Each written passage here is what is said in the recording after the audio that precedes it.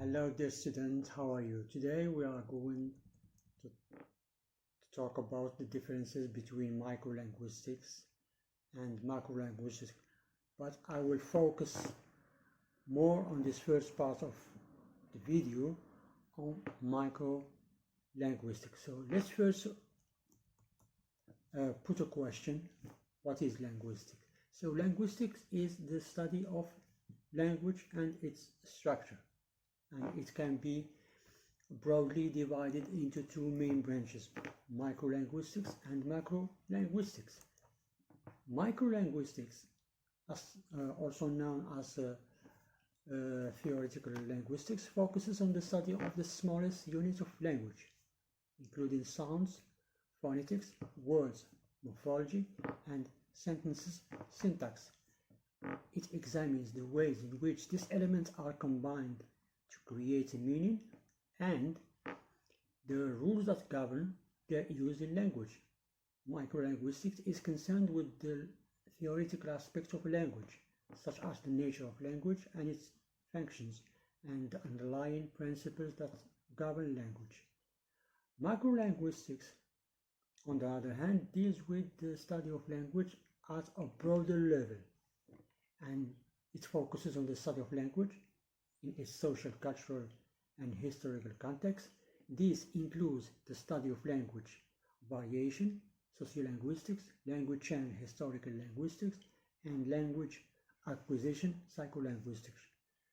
Macrolinguistics is concerned with understanding how language functions in society and the ways in which it reflects and shapes social attitude and behavior. In summary, microlinguistics is concerned with the structure of language, while macrolinguistics is concerned with the social and cultural context in which language is used. So, let's first concern on this first part of this video on microlinguistics. So, microlinguistics, also known as theoretical linguistics, can be further divided into several branches, each of which focuses on a different aspect of language. So here are some of the main branches of microlinguistics. Phonetics is the branch of linguistics that deals with the study of the sounds of human speech. It focuses on the physical properties of sounds, such as their production, transmission, and perception, as well as the ways in which they are organized and used in language. Phonetics can be divided into three main subfields: articulatory, acoustic, and auditory phonetics. So, articulatory phonetics deals with the physical production of speech sounds, including the movements and position of the speech organs, such as the lips, tongue, and vocal cords that produce the sounds. Acoustic phonetics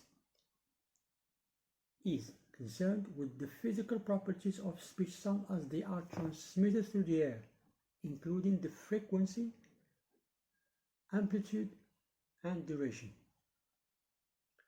And auditory phonetics deals with the perception of speech sounds by the human ear and brain, including the ways in which different sounds are distinguished or recognized.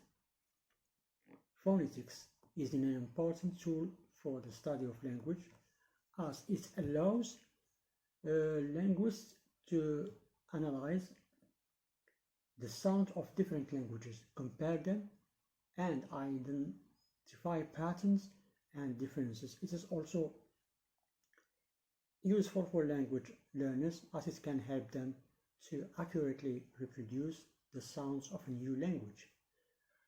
Phonology is the study of the sound system of a language, while phonetics focuses on the physical properties of speech sounds. Phonology is concerned with how sounds function within a particular language system of communication. Phonology examines the ways in which sounds are used in language, including the pattern of sound combinations and the rules of how sounds can be modified or changed in different contexts. It also investigates the role of processes such as stress, intonation, and rhythm in conveying meaning.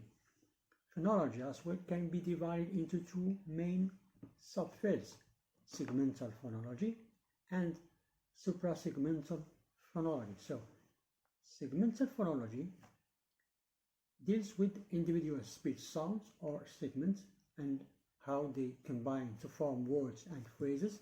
This includes the study of phonemes, which are the smallest unit of sound that can distinguish words in a particular language.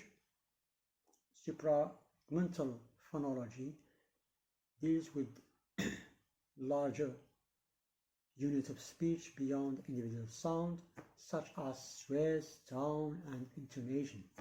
And those features can change the meaning of words and sentences and can convey information about the speaker's emotions, attitudes, or intentions.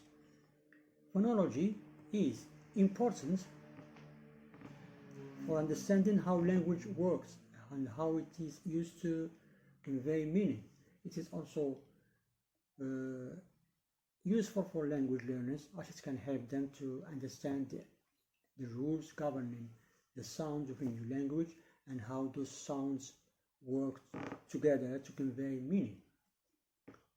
Morphology is the study of the structure of words and the rules for how words are formed in language. It deals with the internal structure of words and how words are composed of smaller units of meaning called morphemes. Morphemes are the smallest units of meaning in language. They can be free meaning by they can stand alone as words, for example, cat, dog, happy, or they can be bound, meaning they only have meaning when they are attached to other words. For example, the ed in walked, which indicate past tense of the verb walk. So morphology examines the ways in which morphemes are combined to form words and how these words can be further modified by affixes, prefixes, and suffixes to create new words with different meanings. It also deals with the study of inflection, which is the modification of a word to indicate tense, gender, number, case, or other grammatical categories. So morphology is an important aspect of language, as it plays a fundamental role in the formation and understanding of words. Understanding the structure of words is important for language learning, as it can help them to recognize and produce new words and to understand the rules that govern the formation of words in a particular language. Morphology is also important for linguistics analysis, as it can provide insight into the structure and evolution of languages. Semantics is the branch of linguistics that studies the meaning of words, phrases, sentences, and entire texts. It examines how words and expressions convey meaning and how context and other linguistics elements shape meaning. Semantics deals with the different levels of meaning in language. For example, it considers the denotative literal meaning of a word or expression, as well as its connotative, associative, or emotional meaning. It also examines how words and expressions relate to each other and how the meaning of words can change in different contexts. Semantics can be divided into two main subfields: lexical semantics and compositional semantics. Concerning lexical semantics, it is concerned with the meaning of a word and how they are related to each other in language. It examines the meaning of individual words as well as the relationship between words and the different senses in which they can be used. Compositional semantics is concerned with how the meaning of words and expressions are combined from larger units of meaning, such as phrases, sentences, and paragraphs. It examines the ways in which the meanings of words interact with each other and how the meaning of a sentence can be derived from the meaning of its constituent part. Semantics is important for understanding how meaning is conveyed in language and how different linguistics elements work together to shape meaning. It is also useful for language learners as it can help them to understand the nuisance of meaning in new language and how to use words and expressions appropriately in different contexts. Semantics is also important for natural language processing, machine learning, and other fields where computers are used to analyze and understand human language. Pragmatic is the study of how people use language in context to accomplish their goals. It focuses on the ways in which language is used to communicate effectively and how context and social factors shape the interpretation of meaning.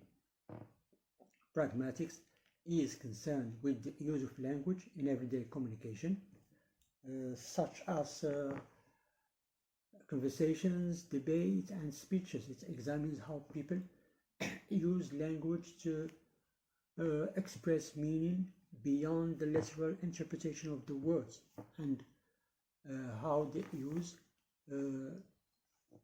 language to convey social information and to achieve social goals. Pragmatic can be divided into several subfields, including speech act theory. It is concerned with how people use language to perform action, such as making promises, giving orders, or asking questions. Conversational implicature deals with the ways in which speakers convey meaning indirectly by implying something without actually saying it.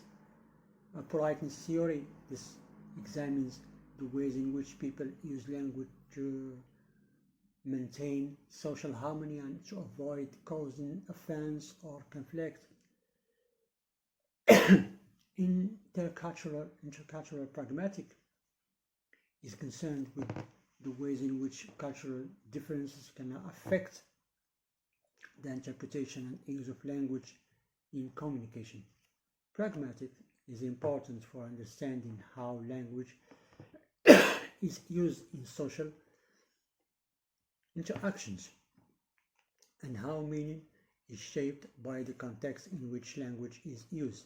It is also useful for language learners as it can help them to understand the social and cultural factors that influence the use of language in different contexts. Pragmatics is also important for fields such as communication studies, psychology, and sociology, where the study of language use is a central focus.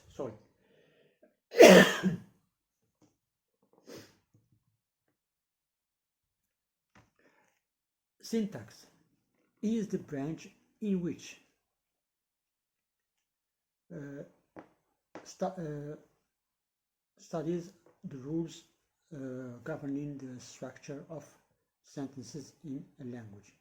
It deals with the way words are combined to form phrases, clauses, and sentences, and how the arrangement of these linguistics units affect the meaning of the sentence. Syntax examines the rules of grammar that govern the arrangement of words in a sentence.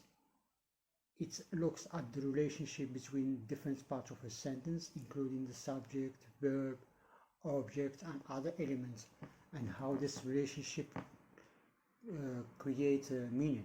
Syntax also examines the ways in which sentence structure can be used to convey information such as emphasis, contrast, and subordination. It deals with the grammatical categories that allow us to distinguish between types of words and their functions in a sentence.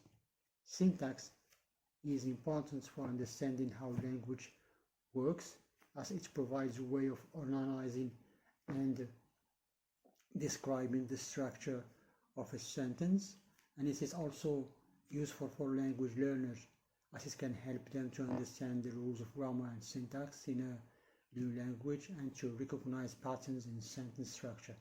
Syntax is also important for natural language processing, machine learning, and other fields where computers are used to analyze and understand human language. So here we come to the end of the first part of this video concerning the micro linguistics.